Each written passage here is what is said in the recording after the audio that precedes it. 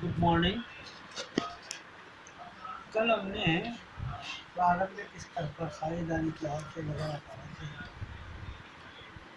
तो मैंने कुछ ये किस्सा मैंने भेजा भी था, जिसमें साझेदारी सम्मेलन में सम्मिलित होने वाले प्रमुख बिंदुओं के बारे में अपने को पढ़ना है। इसमें बहुत सारे बिंदु होते हैं, वो सारे आपने देखे भी होंगे। 22-23 बिंदु हैं। मुख्य बिंदु क्या है वो मैं बताऊँ। सबसे पहले साझेदारी संलेख में क्या क्या लिखा होता है, उससे पहले हमें ये देखना होगा कि साझेदारी संलेख होता क्या है। मोटे तौर पर यदि हम देखें तो साझेदारी संलेख एक ऐसा प्रलेख है, ऐसा लिखित में दिया हुआ प्रलेख है जिसमें साझेदारी फर्म से संबंधित समस्त बातों का उल्लेख होता है। किस साझेदार के द्वारा कितनी पूंजी लगाई जाएगी, कौन साझेदार काम करेगा, कौन केवल दल लगाएगा, किस आधार पर उनको लाभ का विभाजन होगा, यदि समापन होता है तो क्या करेंगे, ये सब साझेदार लिख लेते हैं।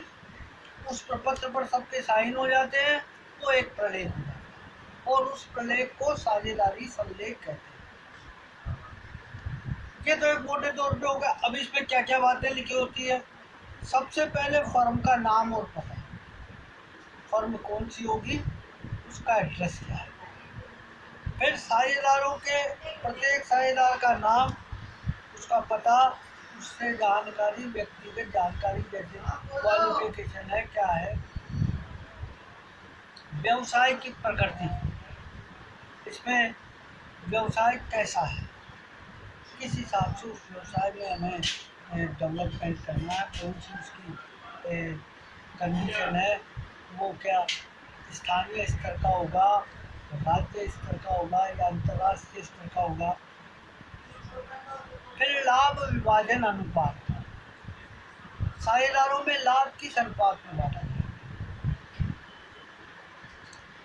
फिर साझेदारों की पूंजी, साझेदार कितनी पूंजी रखेंगे और वो पूंजी कैसे कैसे रखेंगे, कौन कितनी ज़्यादा रखेगा, कम रखेगा। आहरण की राशि, कोई भी साझेदार कब राशि आहरित कर सकता है, कितनी आहरित कर सकता है। आहरण व पूंजी पर ब्याज की दर क्या होगी, आहरण किस तरह से निकाला जा सकेगा, पुस्तकों, फर्म की लेखा पुस्तकों को रखने की लेखा विधि क्या होगी, वह डबल एंट्री सिस्टम से करेगा, सिंगल एंट्री सिस्टम से रखेगा, या और कोई आजकल जैसे कंप्यूटर पे जो अलग अलग मेथड्स आ रहे हैं उनको। साझेदारों को दे वेतन, बोनस और कमीशन, किस साझेदार को कितना वेतन देंगे, कितना कमीशन देंगे और बोनस क्या दिया जाएगा। बोनस देंगे तो बोनस पर क्या सभी साझेदारों को दिया जाएगा। साझेदारी खातों का अंकेक्षण, बेटा 2013 में माननीय प्रधानमंत्री मनमोहन सिंह ने एक अमाइंडमेंट किया था, किसी कारणवश उससे पास नहीं पाया। 16-17 में भारत की संसद ने यह अनिवार्य कर दिया है और उस पर लिमिट बना दिया है। इस लिमिट से ज़्यादा का टर्नओवर किसी बिजनेस का है तो उस बिजनेस को निश्चित तौर पर अंकेक्षण कराना होगा, जांच करवानी होगी, चार्टेड अकाउंटेंट से प्रमाणित करानी होगी। साझेदारी की अवधि, बेटा कुछ साझेदारियाँ लिमिटेड अवधि की होती है कुछ लोन टाइप की साझेदारों के ऋण और उस पर ब्याज दर में साझेदारों से ऋण लेंगे तो क्या कंडीशन होंगी, और साझेदार यदि कभी फर्म को आवश्यकता पड़ने पर ऋण लेता है तो उस पर हम ब्याज दर क्या लेंगे।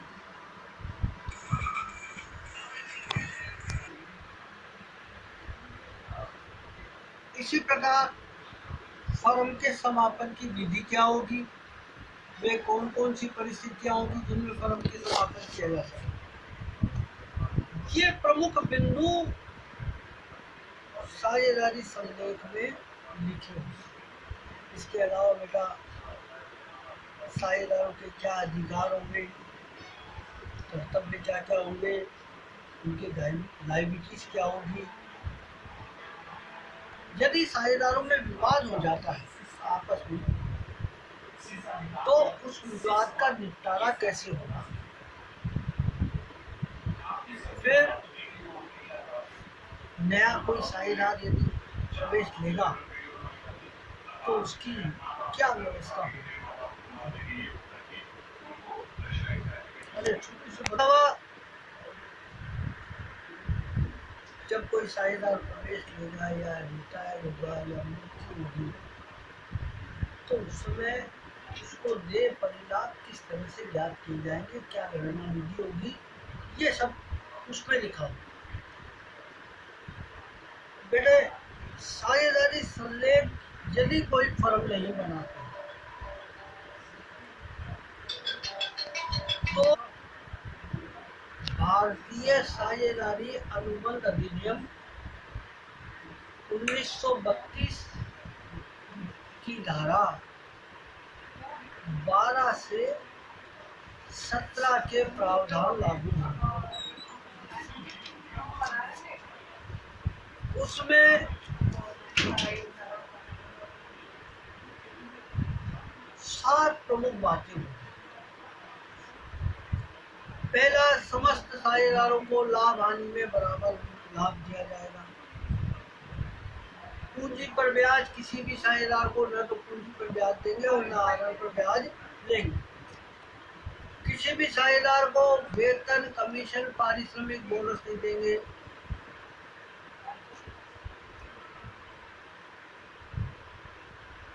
प्रत्येक साझेदार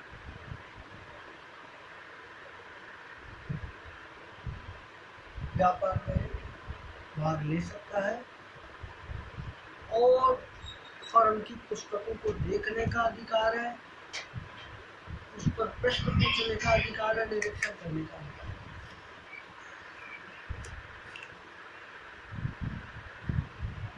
अब बेटा हम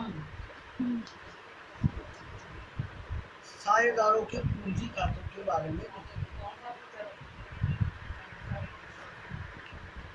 साझेदारी फर्म में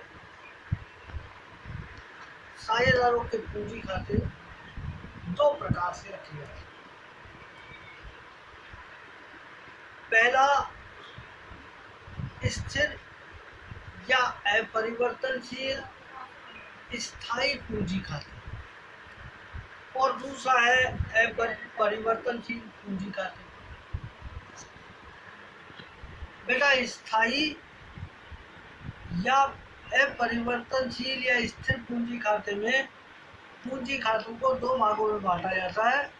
पहला भाग है साझेदारों के पूंजी खाते और दूसरा भाग है साझेदारों के चालू खाते। परिवर्तनशील पूंजी खाते में केवल साझेदारों का एक ही पूंजी खाता बनाया जाता है। उसी में साझेदार द्वारा लगाई गई पूंजी, उसी में उस पर दिया गया ब्याज, उसी में आहरण, उसी में लाभ हानि में हिस्सा, ये सारी चीजें उसी में लिख दी जाती है। अब यदि साझेदारों के पूंजी खाते स्थिर विधि से रखे जाते हैं तो जब साझेदारी फर्म में ये निश्चित कर लिया जाए कि पूंजी खाते स्थिर विधि से रखे जाएंगे, उनकी पूंजी में कोई परिवर्तन नहीं होगा, या साझेदार ये कहें कि साहब इतनी ही पूंजी रहेगी, तो ऐसी परिस्थिति में स्थायी पूंजी खाते बनाएंगे जिसमें साझेदारी फर्म में पूंजी खाते साझेदार के खाते को दो भागों में बांट देते हैं, एक तो पूंजी खाता और दूसरा साझेदारों के चालू। पूंजी खाते में साझेदार द्वारा लगाई गई पूंजी और उस पूंजी में से निकासी को ही लिखते हैं, जबकि चालू खाते में साझेदार द्वारा कोई लाभ लिया गया है, उसे ब्याज दिया गया है, उस पूंजी पर ब्याज दिया है, वेतन दिया है, कोई कमीशन दिया है, पारिश्रमिक दिया है, बोनस दिया है, या उसने आहरण किया है, आहरण पर ब्याज लिया है, वर्ष के अंत में उसको लाभ हुआ है तो लाभ जोड़ेंगे और हानि हुई है तो वो घटा देंगे। इस तरह से साझेदारों के पूंजी खाते का दो हिस्से होते। यदि हम परिवर्तनशील पूंजी खाते से रखें तो उसमें साझेदार को पूंजी जो लगाई है वो, उस पर दिया गया ब्याज, उस पर लाभ, वेतन, कमीशन, ब्याज कुछ भी दिया गया वो सीआर साइड में, और यदि उसने निकाला तो आहरण बीआर साइड में दिखा। ये दोनों परिस्थितियां ICW Indian cost and works accountant association द्वारा प्रमाणित है।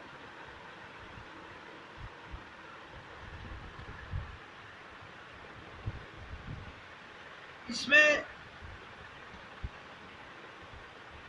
हमें जो पार्टनरशिप का जो जनरल का लेखा है वो मेन अपने कोर्स में कैपिटल का ही है, इसलिए ये चीज़ें आपको याद करनी है। बेटा ये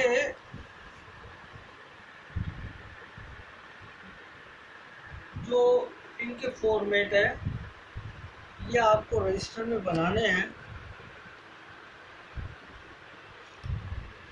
ये स्थिर विधि और ये परिवर्तनशील, ये आपको कल याद भी करना है, और इसमें कोई चीज़ नहीं समझ में आए तो मुझसे पूछ भी। Thank you.